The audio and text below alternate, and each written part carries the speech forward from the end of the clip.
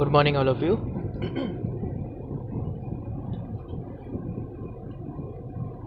Our topic for today's lecture is again self inductance. हमने introduce किया था कल, उसी को हम आगे बढ़ाते हैं.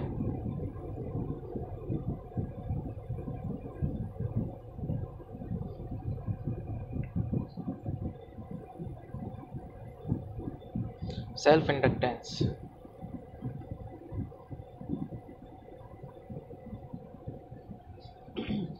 सोलोनेट का कल किया था. आज पहले तो एक क्वेश्चन से शुरुआत करते हैं. देखो, एक क्वेश्चन है.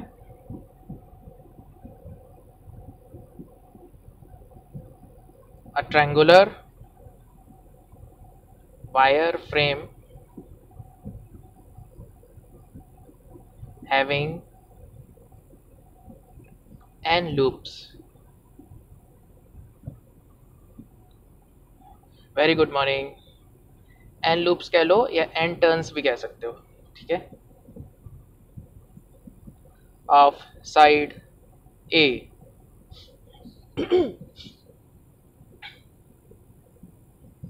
Find self inductance of loop. Self inductance निकालना है. सो कैसे हम फाइंड करेंगे? ये ट्रायंगुलर लूप हो गया, इक्विलेटरल ट्रायंगल शेप है ऐसा मान लो, क्वेश्चन में ही दिया है सपोज. ठीक है, सबसे आसान सा ट्रायंगल होता है इक्विलेटरल. तो यहाँ पर साइड जो है हमारा A है. सबसे पहले तो ऐसा देख लो कि सेंट्रॉइड में फील्ड निकाल लो. ठीक है, जैसे हम रिंग के लिए सेंटर में फील्ड निकालते हैं, वैसा ही यहाँ पर सेंट्रॉइड में फील्ड निकाल लो. तो जैसे कि यहाँ से मैं एक ऑल्टीट्यूड ड्रॉ कर लेता हूँ.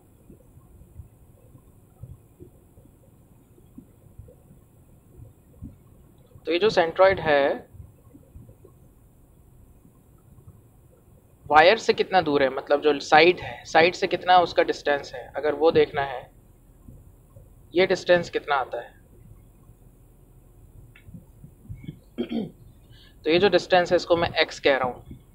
ओके, सो x की वैल्यू होती है 1/3 टाइम्स ऑल्टीट्यूड, और ऑल्टीट्यूड होता है इक्विलेटरल ट्रायंगल का √3a/2. सो x की वैल्यू आ गया 2√3. फाइन. अभी सपोज इसमें करंट है, सपोज एंटी क्लॉकवाइज करंट है. सो किसी एक साइड का मैग्नेटिक फील्ड कितना आएगा वो अल्फा बीटा भी देखना पड़ेगा. अल्फा बीटा दोनों ही 60 हो जाते हैं. सो मैग्नेटिक फील्ड आएगा, रिजल्टेंट मैग्नेटिक फील्ड ध्यान रखना, एक साइड की वजह से कितना है, μ0 I sin 60 plus sin 60 upon 4 pi x. x की वैल्यू है a/2√3. ये तो एक साइड की वजह से है, टोटल साइड्स हैं 3, तो इसको 3 से मल्टीप्लाई कर दो. ठीक है, तीनों साइड की वजह से जो मैग्नेटिक फील्ड हैं वो ऐड हो जाएंगे. अच्छा, फिर n टर्न्स और हैं. ठीक है ना, ये तो एक टर्न का आया, ऐसे n टर्न्स हैं तो इसको n से और मल्टीप्लाई कर दो. ओके, ये आएगा रिजल्टेंट मैग्नेटिक फील्ड सेंट्रॉइड में. इसको थोड़ा सा मैं सिंप्लीफाई कर लेता हूँ. देखो, sin 60 क्या हो जाएगा, √3/2 प्लस √3/2 यानी कि √3 √3, और ये √3 ऊपर जाएगा, 2√3 वाला √3 ऊपर जाएगा. सो √3 इंटू √3 3 हो जाएगा, और इंटू 2 6. सो 18/4 आ जाएगा ये. सो इसको मैं लिख देता हूँ ऐसे, 18/4 हो जाएगा 9/2. So 9/2 μ0 I n divided by pi a. Okay, so ये आ रहा है रिजल्टेंट फील्ड. अब फ्लक्स का क्या फॉर्मूला होता है, नेट फ्लक्स. नेट फ्लक्स होता है n times of flux of one turn. एक टर्न का फ्लक्स को n से मल्टीप्लाई कर दो, तो एक टर्न का फ्लक्स कितना हो जाएगा, b इंटू ए। सो ध्यान से देखो, 9/2 mu naught I n upon pi a, ये तो b हुआ, इंटू ए, एरिया कितना हो जाएगा ये ट्रायंगल का, half into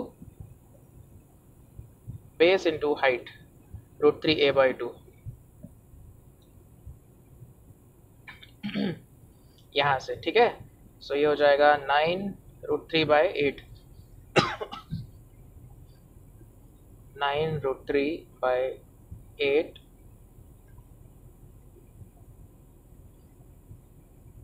n square mu naught आई, n स्क्वायर म्यू नॉट आई, एक ए कैंसिल हो जाएगा तो ऊपर एक ए बचेगा,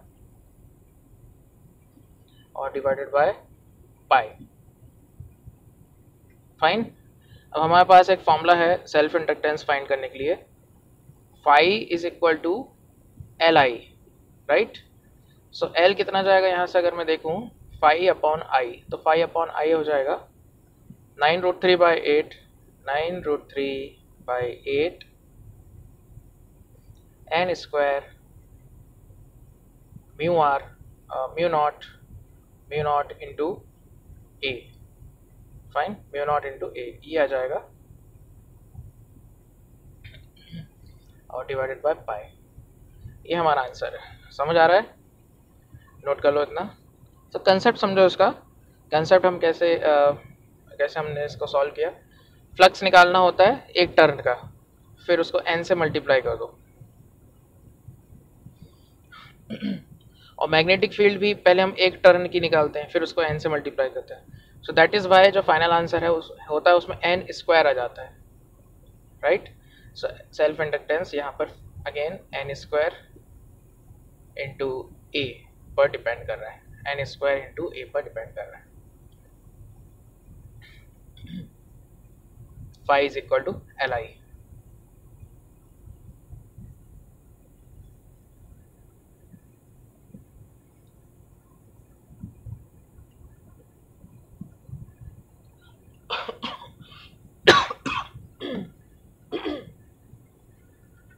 अब यहाँ देखो, इंड्यूस करंट की डायरेक्शन हम पढ़ लिए, ओके। सेल्फ इंडक्टेंस का डेरिवेशंस किए हैं, और ईएमएफ के भी फॉर्मूले कुछ क्वेश्चंस हम पढ़ चुके हैं। चार्ज कैसे निकालते हैं वो ग्राफ से, वो भी पढ़ लिए। अभी आगे और इसके एक सर्किट और हम पढ़ेंगे आज, जिसे हम एलआर सर्किट कहते हैं, और फिर ये वही लास्ट टॉपिक है, उसके बाद ये चैप्टर फिनिश हो जाएगा।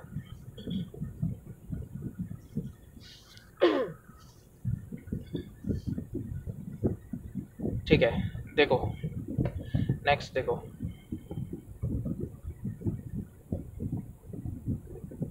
लिखो, टॉपिक लिखो, सीरीज एलआर डीसी सर्किट। बहुत ही इंटरेस्टिंग टॉपिक है, बड़ा मजा आएगा इसको पढ़ने में, इसके क्वेश्चन भी बड़े अच्छे लगते हैं सॉल्व करने में, और इम्पोर्टेंट टॉपिक भी है ये। Series LR DC circuit, DC का मतलब बैटरी लगी रहेगी, ठीक है। सो लिखो, व्हेन इंडक्टर का मतलब कॉइल हो गया, ठीक है। When inductor and resistance are connected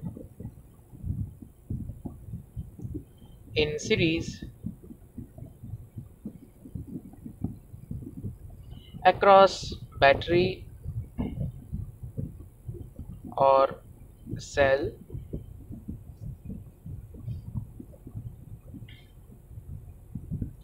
तो इंडक्टर जो होता है ना, वो हमको मालूम है वो तो एक कॉइल है, राइट। उसमें इंड्यूस्ड ईएमएफ आ जाएगा, तो करंट के ग्रोथ को वो अपोज करेगा। अगर जैसे करंट इंक्रीज हो रहा होगा तो वो उसको डिक्रीज करना चाहेगा, और अगर करंट डिक्रीज हो रहा होगा तो उसको इंक्रीज करना चाहेगा, ठीक है। तो आगे मैं लिख देता हूँ, when inductor resistance are connected in series across battery there will be growth of current,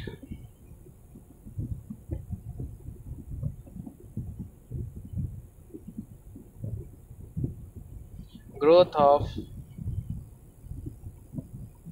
current, ठीक है।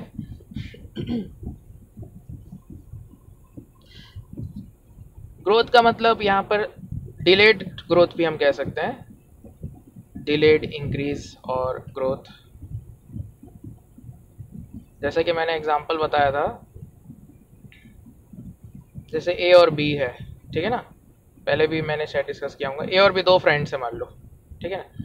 मान लो ए के बहुत अच्छे मार्क्स आ रहे हैं, ठीक है, तो बी को जेलसी होने लगी, तो वो क्या चाहेगा कि ए के मार्क्स कम आए, तो उसको ज़्यादा गेम्स खिलाएगा, घुमाएगा फिराएगा, ठीक है ना, ताकि ए कम पढ़ाई करे। तो मान लो उसकी ग्रोथ को डिले कर रहा है, ठीक है। अच्छा, उल्टा अगर सिचुएशन ये है कि अगर ए के मार्क्स बहुत कम आ रहे हैं, ठीक है ना, तो बी उसका फ्रेंड क्या बोलेगा, अरे यार गेम खेलना बंद कर, घूमना फिरना बंद कर, पढ़ाई कर। समझ में आ रहा है ना, अपोज करना। मार्क्स कम आ रहे हैं तो बी क्या चाहेगा, मार्क्स ज़्यादा आए, और मार्क्स ज़्यादा आ रहे हैं तो बी क्या चाहेगा, अरे यार बहुत ज़्यादा आ रहे हैं, कम आए थोड़े, ठीक है ना, ऐसे। तो यहाँ सेम सिचुएशन है। देखो मैं डायग्राम बना देता हूँ, एक सर्किट डायग्राम, जैसे कि ये कॉइल हो गई, इसके साथ ये रेजिस्टेंस हो गया, और साथ में एक बैटरी आ गई, और एक स्विच आ गया।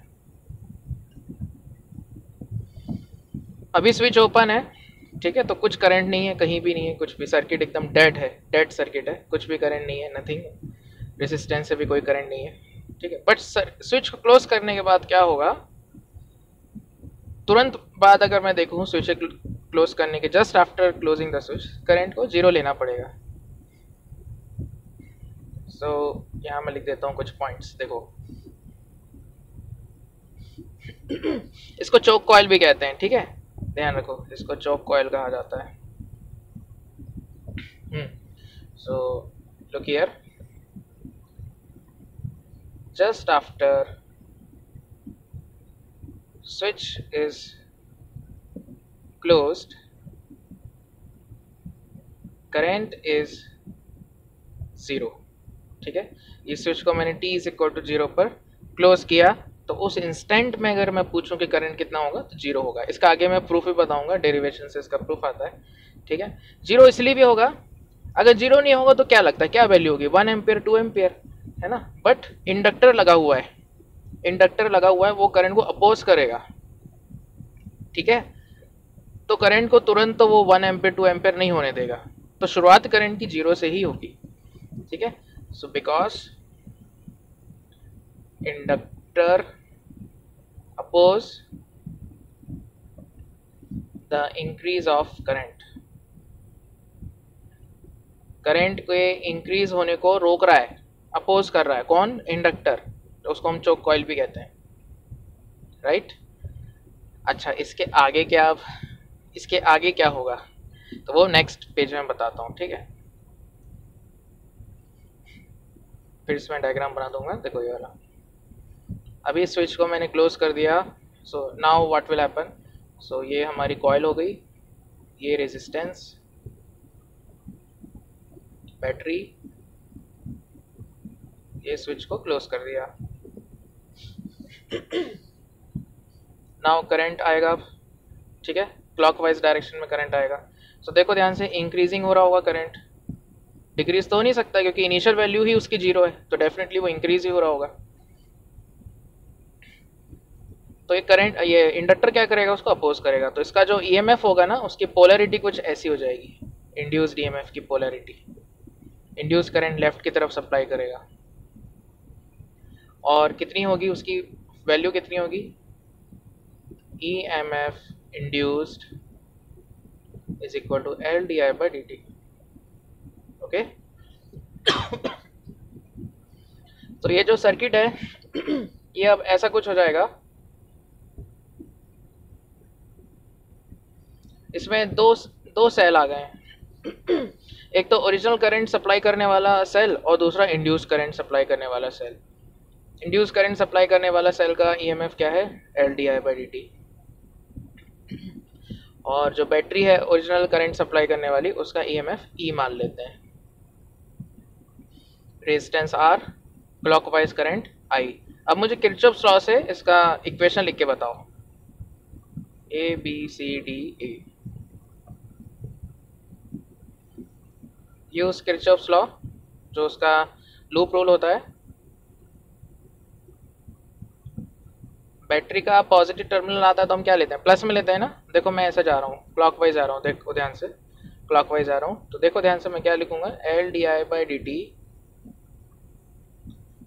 Plus I R minus E is equal to zero. बोलो सही लिखा गलत लिखा, मुझे बताओ चैट में। इक्वेशन सही है गलत है, बोलो यस एनीवन। इक्वेशन सही लिखा, बोलो। लूप रूल, लूप रूल, बोलो इज इट करेक्ट। बैटरी का पॉजिटिव टर्मिनल आता है तो हम प्लस में लेते हैं ना।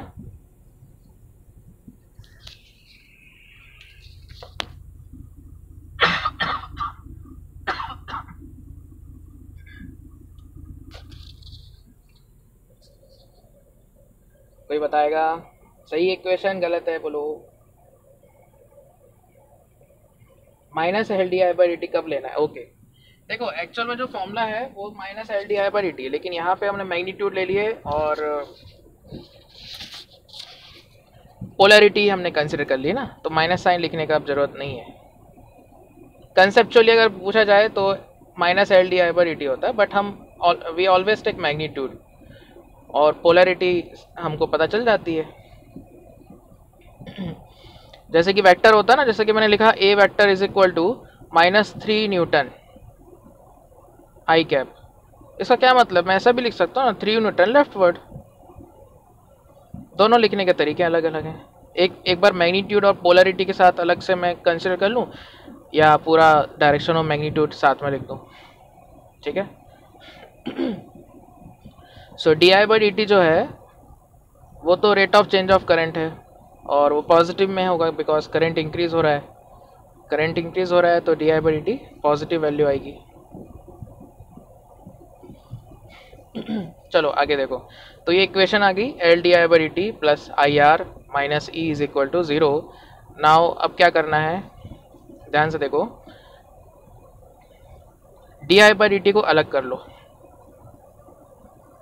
L D I by D T is equal to E minus I R.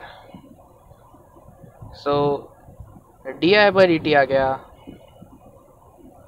E minus I R by L, ठीक है। So D I by E minus I R is equal to D T by L. ये relation आ गई D आई और D T में। अब मुझे आई और टी में रिलेशन निकालना है। Now I have to find,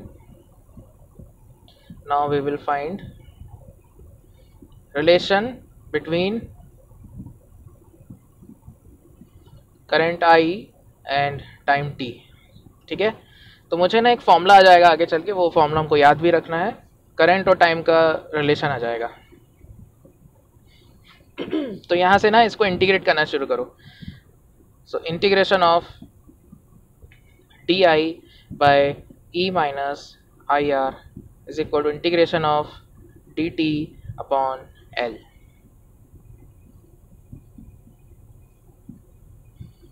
अब यहाँ से एक इंटीग्रेशन का फॉर्मूला होता है, वो नेक्स्ट पेज में बता देता हूँ। देखो 1 upon A X plus B D X का इंटीग्रेशन होता है, क्या होता है, ln A X plus B whole upon A. ये फॉर्मूला होता है, ठीक है, इसको याद रख लो। सो ओवर हियर हमारा इंटीग्रेशन है, इंटीग्रेशन ऑफ डी आई, एक बार देख लेते हैं क्या था, integration of D I by E minus I R, E minus I R is equal to integration of D T by L. अब इससे कंपेयर करो, जो मैंने ऊपर फॉर्मूला लिखा है 1/ax प्लस बी से कंपेयर करो। सो x के पहले क्या लिखा है a, राइट। तो यहाँ i के पहले क्या लिखा है -r, तो इसका इंटीग्रेशन हो जाएगा ln e minus I R whole divided by -r is equal to dt का इंटीग्रेशन t और नीचे l आ गया, ठीक है। अच्छा, लिमिट्स देख लेते हैं। हमको i और t में रिलेशन चाहिए। इनिशियल कंडीशन क्या है, जब टाइम 0 है तो करंट कितना है, 0 है, okay. And after time t the current is i। अब अपर लिमिट रखो, सो ये हो जाएगा ln e minus I R upon -r minus. अब लोअर लिमिट रखो, ये हो जाएगा ln e upon -r। Right hand side क्या जाएगा, t minus 0 upon l, fine. अब ये लेफ्ट साइड से ना मैं -r को मैं कॉमन ले रहा हूँ, सो क्या बचेगा, ये देखो ln e minus I R minus ln e is equal to minus R T upon l। अब लॉ की प्रॉपर्टी लगा दो, ln x minus ln y, ये क्या हो जाता है, ln x अपॉन y होता है ना। So use this property, so ये हो जाएगा ln e minus I R divided by e is equal to minus R T upon l। ln 1 minus IR by E is equal to minus RT upon L. Now again use the property ln x is equal to y, so x is equal to e raised to y। ये property होती है, ये property यहाँ लगाओ। So what I will write, देखो ध्यान से, 1 minus IR upon E is equal to e raised to minus RT upon L। देख लो एक बार, पूरा इंटीग्रेशन देख लो, देन मैं फिर फाइनल फॉर्मूला नेक्स्ट पेज में लिख देता हूँ।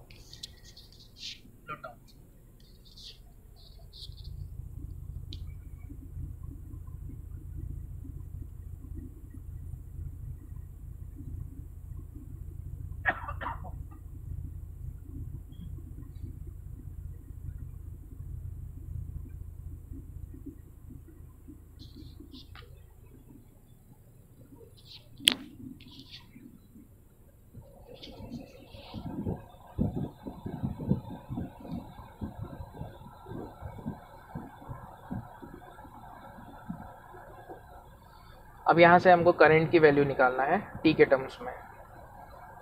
सो देखो 1 minus I R by E, 1 minus I R by E is equal to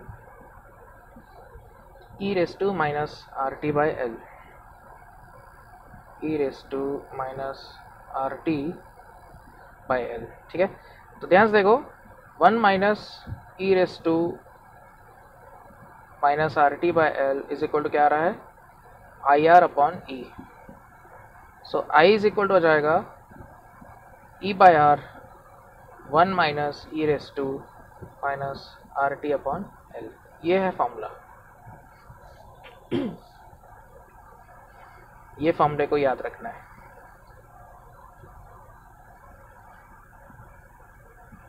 इसे हम इस फॉर्म में भी याद रख सकते हैं, I is equal to E by R 1 minus E raise to minus T by tau, ठीक है। ये जो सिंबल है टाउ बोलते हैं इसको।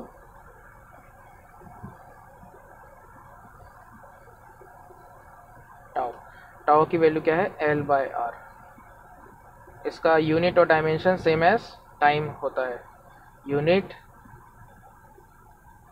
And dimension same as time. देख सकते हो बिकॉज ई की पावर जो है वो डायमेंशनलेस होती है। सो टाइम है ऊपर, न्यूमरेटर में टाइम है, डिनोमिनेटर में एल बाई आर है। सो यूनिट्स कैंसिल होना चाहिए, तो एल बाई आर का यूनिट क्या होना चाहिए और डायमेंशन किसके बराबर होना चाहिए, टाइम जैसा होना चाहिए, फाइन। और यहाँ जो ई है, ई हमको मालूम है 2.7 होता है इसका वैल्यू, एक नंबर है वो, कांस्टेंट नंबर है। मैथ्स में पढ़ते हैं वो, ठीक है, एक्सपोनेंशियल वैल्यू। सो अभी देखो एक करंट का फॉर्मूला आ गया, फाइन। अभी हम क्रॉस चेक कर लेते हैं कि टी जीरो पर करंट जीरो है। टी जीरो रखने से क्या आएगा, आई इज इक्वल टू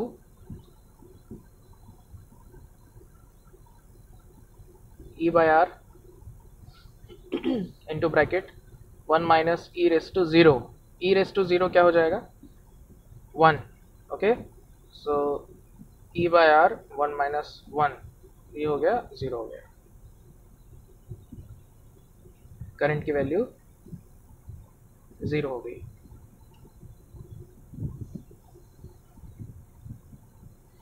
और t is equal to infinity जरा रख के देखो तो e raise to minus infinity होएगा 1 upon E raise to infinity, और ये हो जाएगा 0, because e raise to infinity 0 होता है। सो 1 upon E raise to infinity 0, sorry E raise to infinity infinity होता है। सो 1 upon E raise to infinity is 0। So t is equal to infinity पर current हो जाएगा e by R into 1 minus 0, ये बन जाएगा e बाय आर, फाइन। तो ये मैक्सिमम वैल्यू है ईएमएफ का, और ये मिनिमम वैल्यू है 0।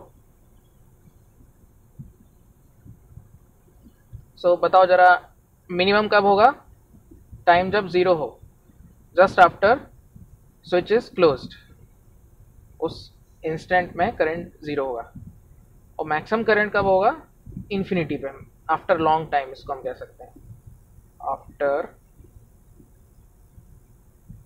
Long time. तो ये वैल्यूज को याद रखो, ये फॉर्मूले को याद रखो। ये फॉर्मूला जो है E by R 1 minus E raise to minus T by tau. Tau को हम बोलते हैं time constant of L R circuit, time constant of series L R circuit.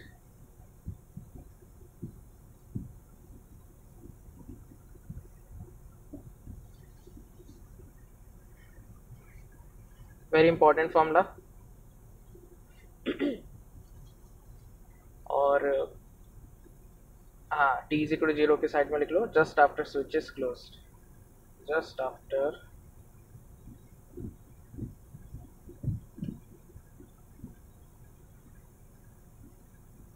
switch is closed।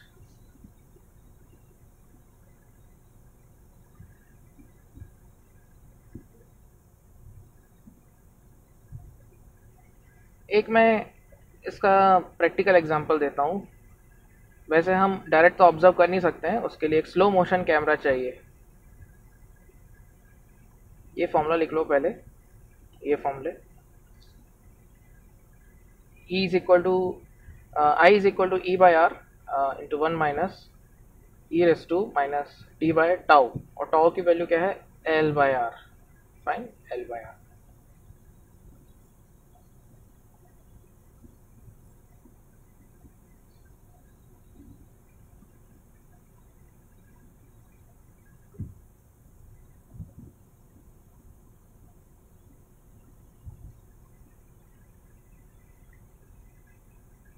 लिख लिया फॉर्मूला, फॉर्मूला लिख लो बस, बाकी फिर अपन नेक्स्ट पेज में समझेंगे। चलो देखो, देखो ध्यान से, करंट का फॉर्मूला है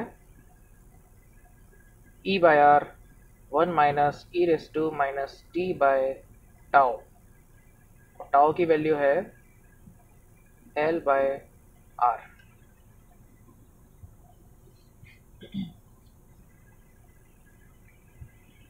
देखो ध्यान से, जैसे कि एक बल्ब की अगर हम बात करें,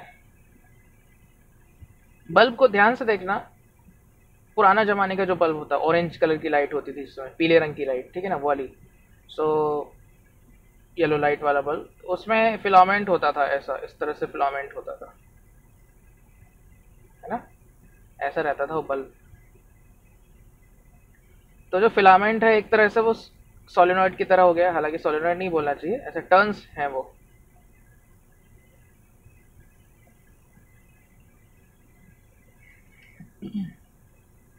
तो ये फिलामेंट ऐसे घुमा घुमा क्यों रहता था? ऐसे सीधा भी हो सकता है फिलामेंट वायर।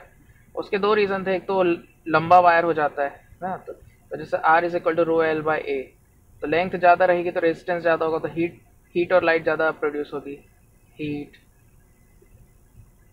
लाइट ज़्यादा प्रोड्यूस होगी ना, तो बार बार उसको टर्न देने से लेंथ बढ़ जाती है वायर की, तो रेजिस्टेंस बढ़ जाता है।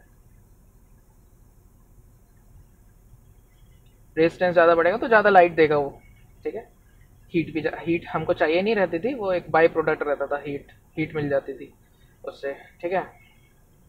और एरिया कम होता है तो रेजिस्टेंस बहुत ज़्यादा होता है। हाँ, ज़्यादा लेंथ के लिए, वेरी गुड वेरी गुड, ज़्यादा लेंथ के लिए। और देखना वो फिलामेंट बहुत पतला भी होता है, कभी बल्ब फ्यूज हो जाता है तो हम फोड़ देते हैं बल्ब को, देखा होगा।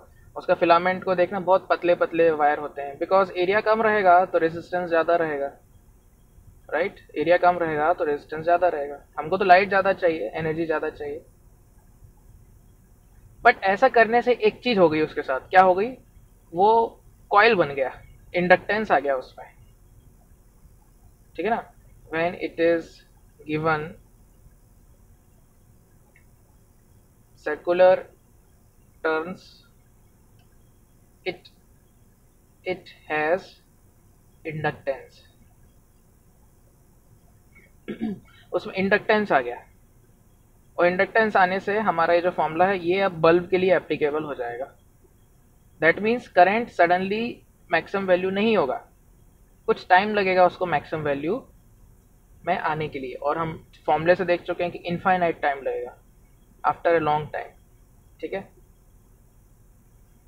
बट हम जैसे ही स्विच ऑन करते हैं हमको बल्ब ऐसा ब्राइट दिखता है पूरा, ठीक है, बट एक्चुअली में वो तुरंत ब्राइट नहीं हुआ है, कुछ टाइम उसने लिया होगा पूरा फुल ब्राइटनेस आने में। अगर हम स्लो मोशन कैमरे से देखें तो ब्राइटनेस ना उसकी ऐसी एक्सपोनेंशियली इंक्रीज होगी, लाइक दिस, ऐसी ऐसे इंक्रीज होगी ब्राइटनेस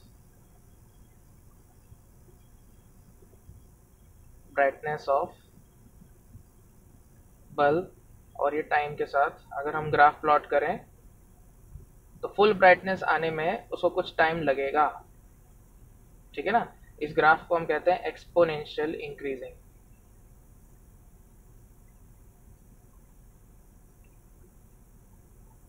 बट ये ऑब्जर्व करने के लिए बहुत ही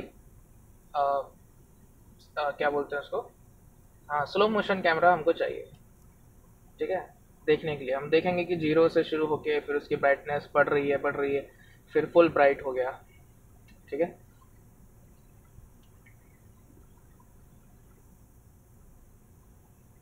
तो ये मैंने एक एग्जांपल लिया, प्रैक्टिकल एग्जांपल।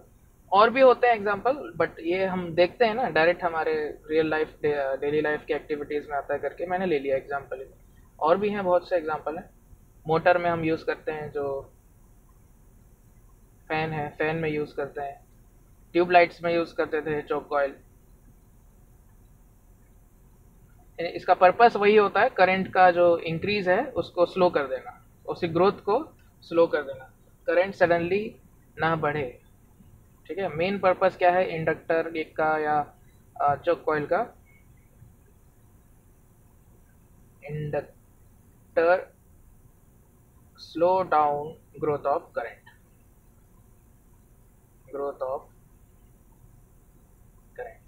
ठीक है।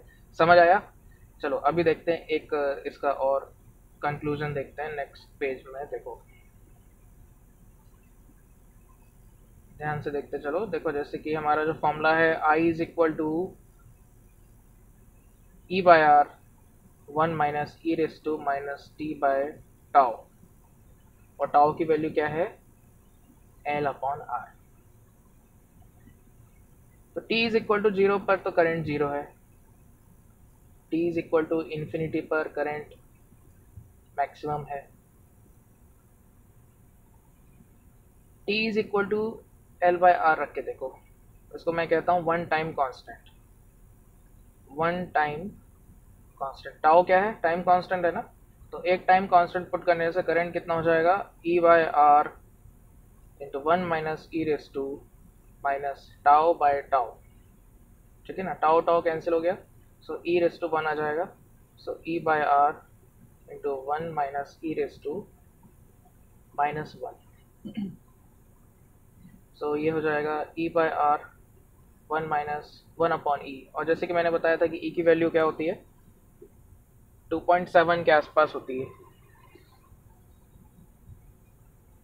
सो ये जो नंबर आता है ये अप्रॉक्स आएगा, इसकी वैल्यू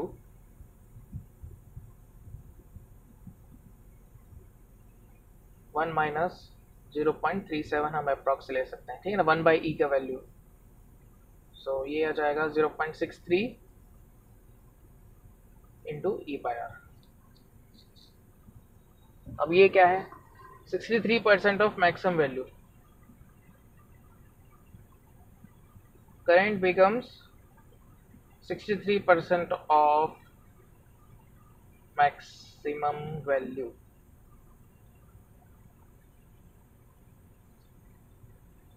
कब, किस टाइम में, टाइम कांस्टेंट के बराबर जो टाइम होता है एल बाय आर टाइम में 63% हो जाती है।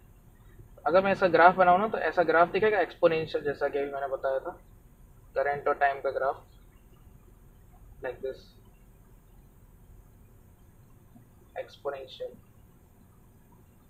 एक्सपोनेंशियली इंक्रीजिंग, और यहाँ बीच में कहीं पर करंट की 0.63 टाइम्स हो जाएगी। ये तो करंट की मैक्सिमम वैल्यू है ई बाय आर, यहाँ पे आधी होगी, ठीक है ना, यहाँ कहीं पर ले लेते हैं ओवर ये 0.63 times E by R, 0.63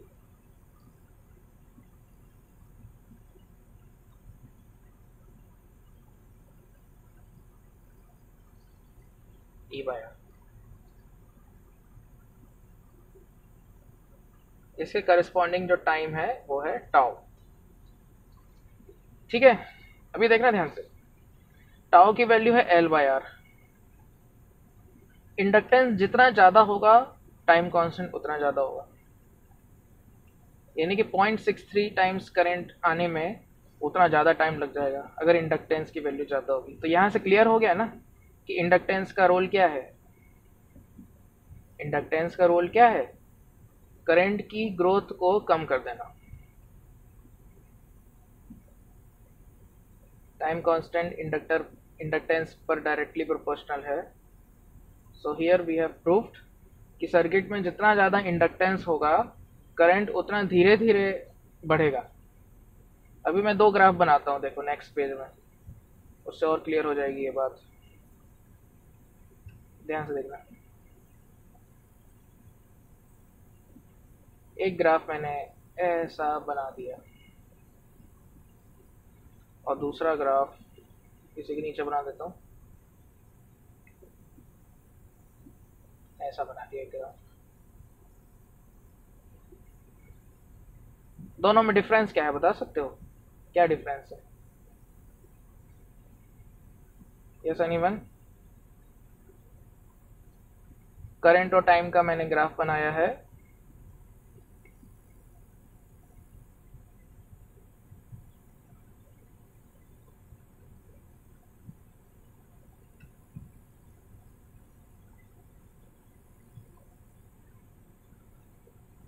time constant का डिफरेंस है, देख सकते हो। जब टाइम की वैल्यू 0 है तो करंट 0 है, वो तो दोनों ग्राफ में दिख रहा है। 0.63 टाइम्स जो करंट होता है, यहाँ मैं लिख देता हूँ 0.63 times maximum current I naught, 0.63 times maximum current I naught. So किस ग्राफ में करंट अपनी 0.63 टाइम्स मैक्सिमम वैल्यू जल्दी एक्वायर किया है करंट ने, देख सकते हो टाउ 2 ग्रेटर है टाउ 1 से।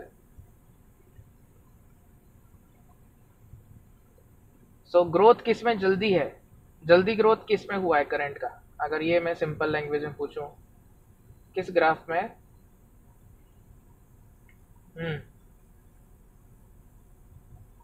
ज़्यादा लेंथ के लिए, ओके स्लोप, ओके स्लोप का फर्क है, अच्छा ठीक है। एक चीज़ और देखो यहाँ ध्यान से, जैसे कि ध्यान से मैं पिछले ग्राफ में आ जाता हूँ फिर से।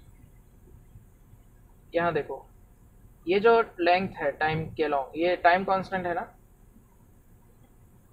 टाइम कांस्टेंट क्या होता है, फिर से देख लो. What is time constant? The time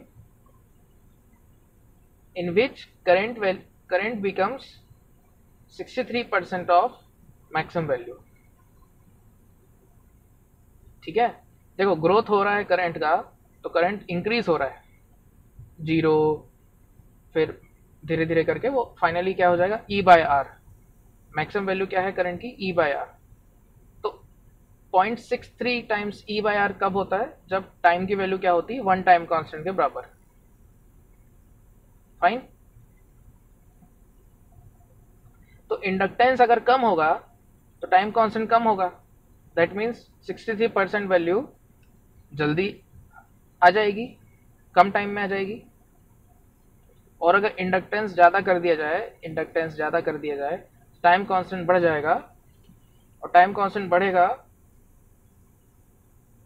तो करंट की 63% वैल्यू लेट आएगी. ठीक है ना, लेट से आएगी, टाइम कांस्टेंट बढ़ गया है. तो ये जो दो ग्राफ हैं इनमें यही दो डिफरेंस है. अब देखो ध्यान से क्या डिफरेंस है दोनों ग्राफ में. Maximum value E by R वो तो चलो ठीक है, दोनों की आई नॉट है. बट जो डिफरेंस है वो क्या है, टाइम कांस्टेंट का डिफरेंस नजर आ रहा है.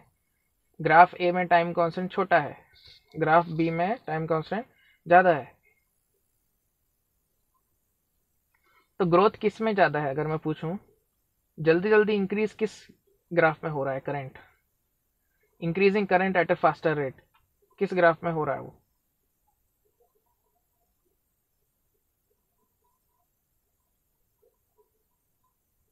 बोलो किस ग्राफ में करंट कम टाइम में इंक्रीज हो गया है. हाँ correct, very good, graph A आ जाएगा इसका answer. Very good very good.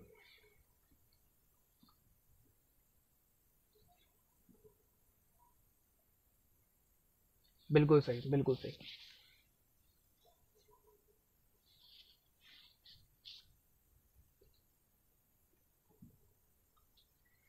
तो ये होता है, ठीक है ना, इंडक्टेंस और ग्रोथ ऑफ करंट.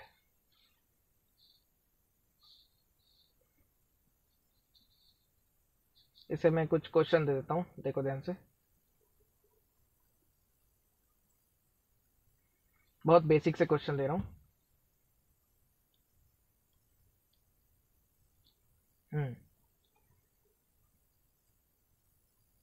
रेजिस्टेंस हुआ, इंडक्टर इंडक्टेंस हुआ, बैटरी, स्विच. 10 वोल्ट का बैटरी है, 20 किलो ओम रेजिस्टेंस है,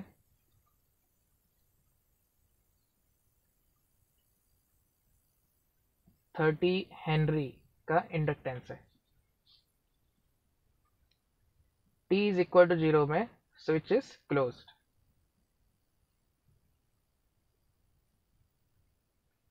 क्वेश्चन है फाइंड वोल्टेज अक्रॉस इंडक्टर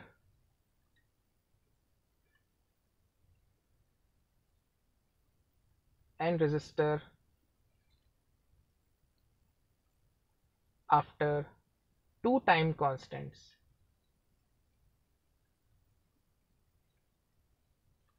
ये है क्वेश्चन. टू टाइम कॉन्स्टेंट्स का मतलब टाइम की वैल्यू हम क्या लेंगे, 2 टाइम्स टाउ. 2 टाउ, ठीक है ना.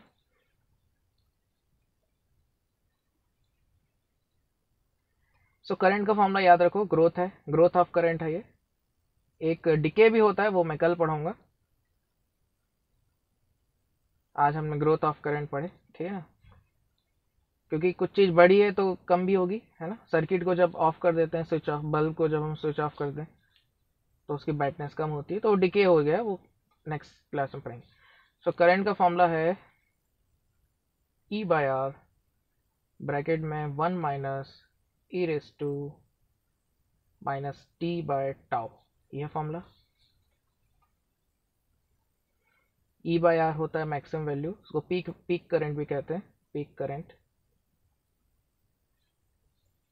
ये हो गया 10/20,000, सो 0.5 मिली एम्पियर, ये है पीक करंट।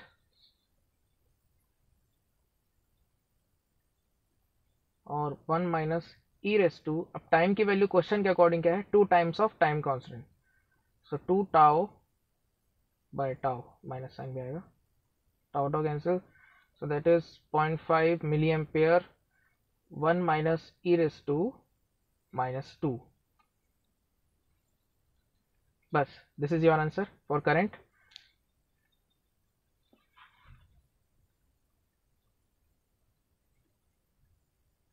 0.5,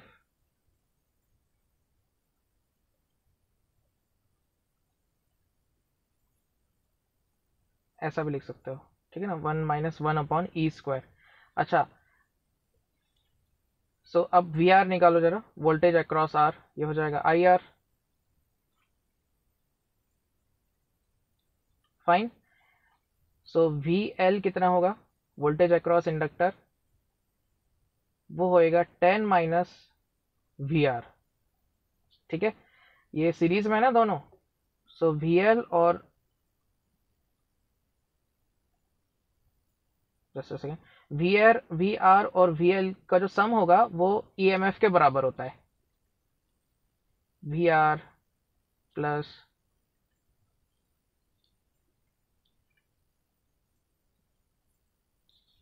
यहाँ लिख देता हूँ, V L plus V R is equal to E M F, ये रिलेशन होती है, ठीक है ना, स्केलर क्वांटिटी की तरह ट्रीट करो उनको।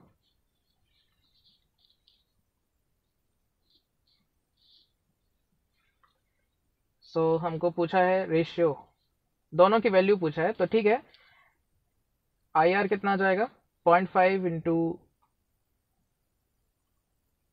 10⁻³ 1 minus 1/e² into R, R की वैल्यू रख देंगे, ठीक है, 20 kilo ohm. So next page में बता देता हूँ, चलो ये हो रहा है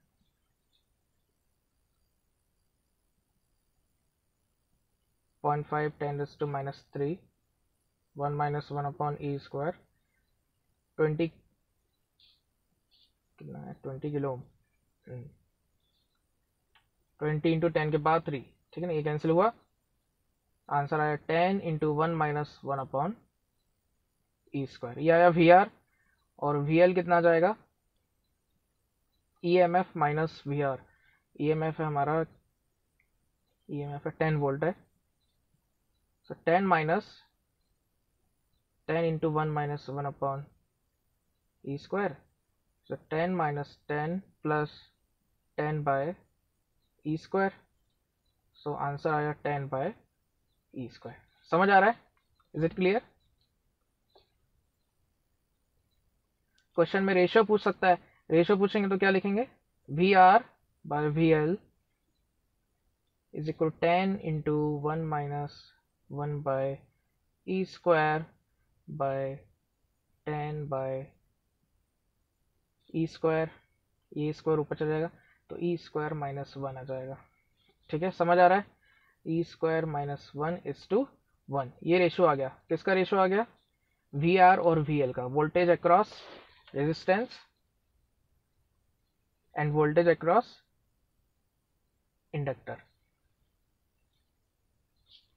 तो ये क्वेश्चन से एक चीज और क्लियर हो गई कि ये दोनों स्केलर क्वांटिटी की तरह ऐड हो जाते हैं, वी एल और वी आर, और उनका जो रिजल्टेंट होता है ई एम एफ के इक्वल होता है, बैटरी जो ई एम एफ सप्लाई करती है उसके बराबर होता है, ठीक है, क्लियर। देख लो ये क्वेश्चन एक बार, if you have any doubt ask. क्या पढ़े आज अपन, ग्रोथ ऑफ करंट पढ़े, ठीक है ना, इंडक्टेंस जब होता है किसी सर्किट में।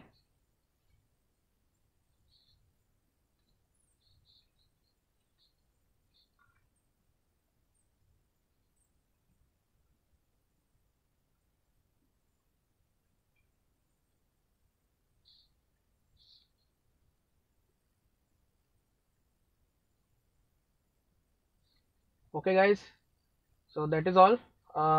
अभी मैं डाउट क्लास के लिए मैं अपडेट करता हूँ, ठीक है ना। आई थिंक 9:30 बोल रहे हो ना सभी, 9:30 के बाद रखना है, ठीक है। मैं ग्रुप में टाइम पोस्ट कर दूंगा, और मॉर्निंग ही रखते हैं बिकॉज नेटवर्क ज़्यादा बेटर रहता है मॉर्निंग में ही। चलो that is all for today, thanks a lot and take care, bye bye. Doubts group में पोस्ट कर दो, will discuss. Bye bye, thank you.